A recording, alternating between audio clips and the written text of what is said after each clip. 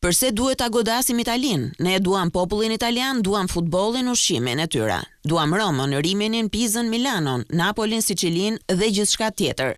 Nga zyrtari iranian ka mbritur në këtë mënyrë një përgjigje ndaj deklaratave që presidenti amerikan Donald Trump bëri për Corriere della Sera, ku shpreh se Irani ka armë bërthamore, të cilat e hedhin Italinë në erë për 2 minuta. Reagimi i cituar nga vetë gazeta e njohur italiane vjen nga ambasada e Iranit në Tajland përmes një postimi në platformën X, ku nënvizohet admirimi për Italinë, një qasje kjo që sipas Corrieres mund të ketë edhe një tjetër interpretim.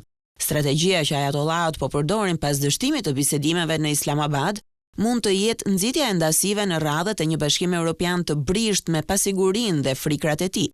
Trumpi më herët e kritikoi ashpër kryeministren Meloni, një nga aleatët e tij kryesor evropian, për shkak të mungesës së gatishmërisë së saj për t'u bashkuar luftës së Iranit, teksa patën dhe një përplasje lidhur me Papën Leoni XIV.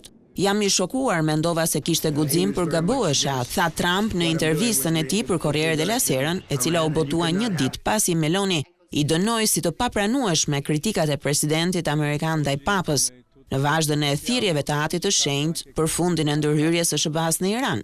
Meloni, udhëheqëse konservatore e Italisë që nga tetori 2022 ka qenë një nga aleatët më të forta të Trumpit në Europë dhe shpesh ka kërkuar të veprojë si ndërmjetëse mes pikpamjeve të ndryshme amerikane dhe atyre europiane.